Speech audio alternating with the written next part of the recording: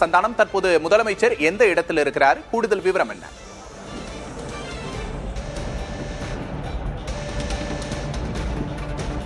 விக்னேஷ், திருச்சியிலிருந்து முதலமைச்சர் கரூர்ல இந்த அட்லஸ் அரங்கத்துல தான் முதலமைச்சருடைய மக்கள் சந்திப்பு நிகழ்ச்சி என்பது நடைபெற இருக்கிறது. இந்த அரங்கை நோக்கி வந்து கொண்டிருக்கிறார். கரூர் நெருங்கி இருக்கிறார். இன்னும் ஒரு 20 நிமிடங்களில் இந்த நிகழ்ச்சிக்குள்ள அவர் உரையாற்ற இருக்கிறார். தற்போது நம்ம நடைபெறக்கூடிய இந்த நிகழ்ச்சி நடைபெறக்கூடிய அரங்கிற்கு வெளியே இருக்கிறோம். இந்த அரங்கிற்குள்ள தான் முதலமைச்சருடைய நிகழ்ச்சி என்பது நடைபெற இருக்கிறது. இந்த அரங்கிற்குள்ள நிறுத்தப்பட்டிருக்கூடிய பேருந்துல தான் முதலமைச்சர் பேச இருக்கிறார். தற்போது இந்த உள்ளே கேமராவுகள் மல்டி அவுட் அவங்க கொடுக்கறதுக்கான ஏற்பாடு செய்யப்பட்டக்கூடிய இடத்திற்கு முன்பாக தான் ஊடகங்கள் அமர்வதற்கான இடம் என்பது வழங்கப்பட்டிருந்தது.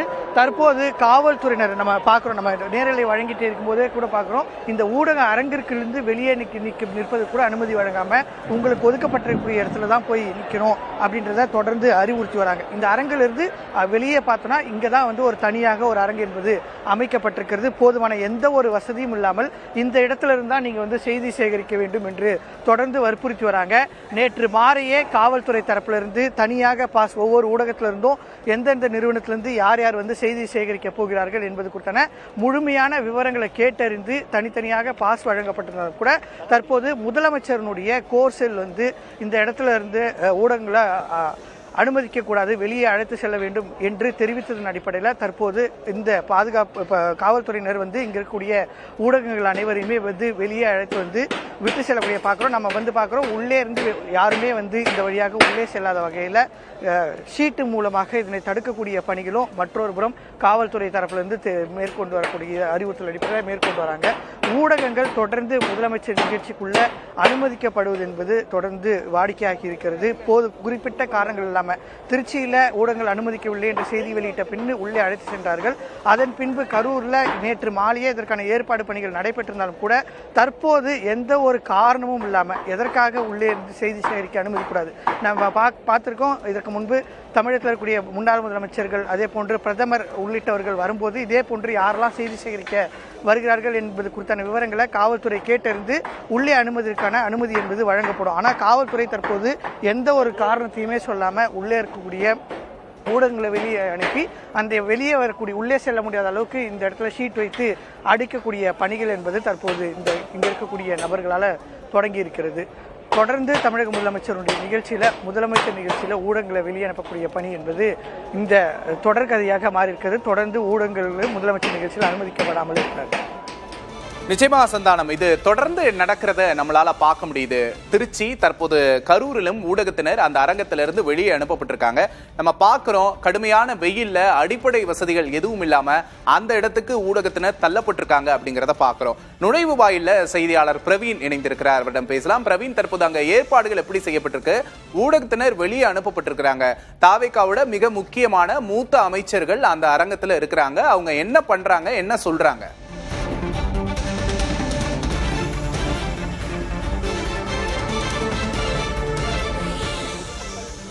பகுதி, அதாவது பெண்கள் ஆண்கள் என அனைவருக்குமே ஒரே பகுதியிலிருந்து பொதுமக்கள் அனைவருக்கும் இந்த இடத்திலிருந்து தான் என்ட்ரி பாயிண்ட் என்பது கொடுக்கப்பட்டிருந்தது.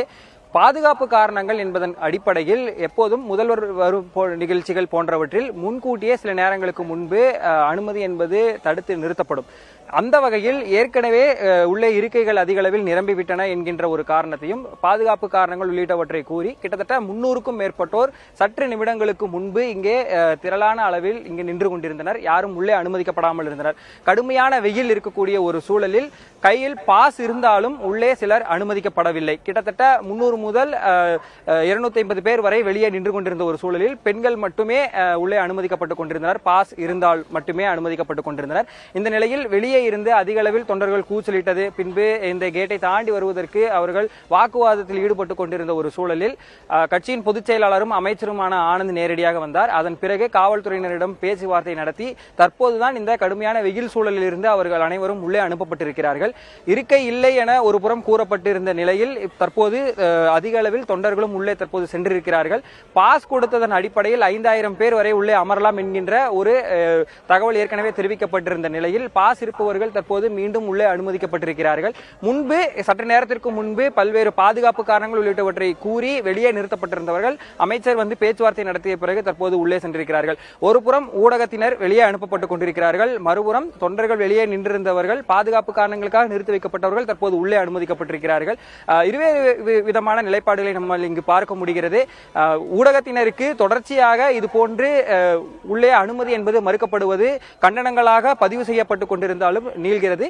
இத்தகைய சூழலில் சற்று நேரத்திற்கு முன்பு ஏன் ஊடகங்கள் அனுமதிக்கப்படுவதில்லை என்கின்ற ஒரு கேள்வியை பொதுச் செயலாளர் ஆனந்திடமும் நேரடியாக கேள்வி கேட்டிருந்தோம். அதற்கு உள்ளே சென்று நான் பார்ப்பேன் என்கின்ற ஒரு தகவலை மட்டும் கூறியிருந்தால் அதன் பிறகு முறையான பதில் என்பது இல்லாமல் இருந்தது. தொண்டர்களுக்கான ஒரு சிக்கலும் தற்போது இருந்த சூழலில் இங்கிருந்து தற்போது உள்ளே சென்றிருக்கிறார்கள். தற்போது அரங்கத்திலிருந்து செய்தியாளர் சார்லஸ் இணைந்திருக்கிறார். சார்லஸ், தற்போது அங்க என்ன நிகழுது? கரூர் மாவட்ட செயலாளர் தற்போது பேச்சுவார்த்தை நடத்தி கொண்டிருக்கிறார். தற்போதைய நிலவரம் என்ன சார்லஸ்?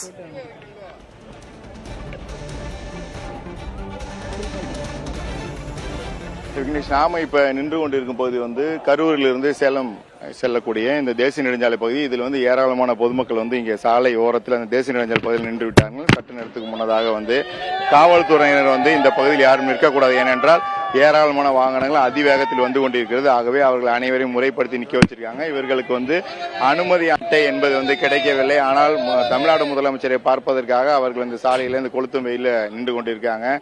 சிறுவர்கள், பெரியவர்கள், வயதானவர்கள் என அனைவரும் இந்த சாலையில பார்க்கலாம். இங்கே வந்து ஓடி வரக்கூடிய காட்சிகளையும் வந்து காண முடியுது. சாலையில அவர்கள் வந்து இந்த ஆபத்தை உணராமல் தேசிய நெடுஞ்சாலையின் குறுக்கே அவர்கள் ஒடியாந்து கொண்டிருக்கிறார்கள். ஏனென்றால் இந்த சாலையில வாகனங்கள் அதிவேகமாக வந்து கொண்டிருக்கும் சாலை கரூர் சேலம் நாமக்கல் செல்லக்கூடிய சாலை. ஏனென்றால் பொதுமக்கள் வந்து உள்ளே, அதாவது தொண்டர்கள் என அனைவருமே வந்து ஒரு 5000 பேர் வந்து அனுமதி என்பது மட்டுமே, அவர்களுக்கான அனுமதி அட்டை என்பது அந்த QR கோடுடன் உள்ளது மட்டுமே. இப்ப நீங்கள் நமது ஒளிப்பதிவாளர் சசிகுமார் காண்பித்துக் கொண்டிருக்கும் காட்சி மிக அருகாமையில் தமிழ்நாடு முதலமைச்சர் இந்த வெண்ணெய்மலையில் உள்ளே மக்கள் சந்திப்பு நிகழ்ச்சி கலந்து கொள்வதற்காக அவர்கள் உள்ளே செல்லக்கூடிய இந்த நுழைவாயில் என்பது இருக்குது. இந்த பகுதியில் ஏராளமானோர் குழுமி விட்டதால் காவல்துறையினர் முழுவதும் இந்த சாலை முழுவதும் இருக்காங்க. அவரிடம் கேட்கலாம், நீங்கள் ஏன் சாலையில் நிக்கிறீங்க? உங்களுக்கு அனுமதி அட்டை கிடைக்கலையா? பாஸ் வாங்கினீங்க சார், அதனால எங்களுக்கு கிடைக்கல. அது எங்க மேல தப்பு தான், நாங்க தான் மிஸ் பண்ணிட்டோம், வேற ஒண்ணும் இல்ல. இப்ப வெயில்ல எல்லாம் சின்ன பிள்ளைங்க எல்லாரும் இங்க வச்சு நிக்கிறீங்களா? இல்ல உள்ள நீங்க முன்னாடி ட்ரை பண்ணல?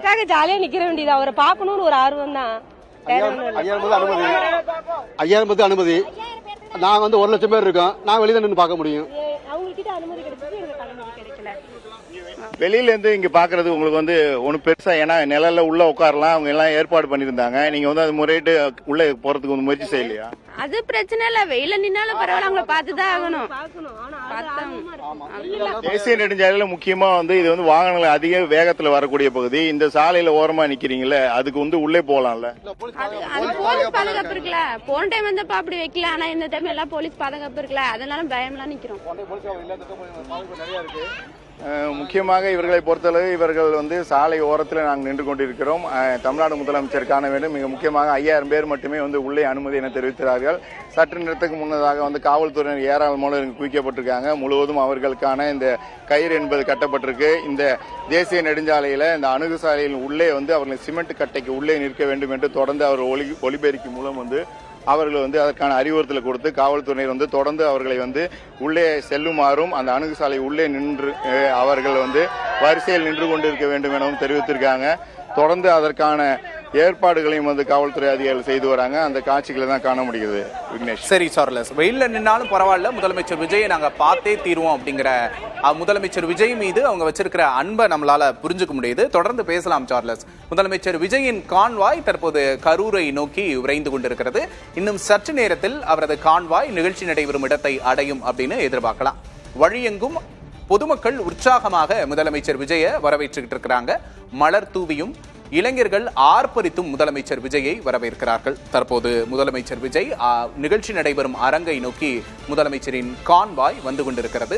அரங்கில் இருக்கக்கூடிய காட்சிகளையும் ஒரு பக்கம் பார்க்கிறோம். உற்சாகமான மனநிலையோடு பெண்கள், இளைஞர்கள் என பலரும் குழுமி இருக்கக்கூடிய காட்சிகளை பார்க்கிறோம்.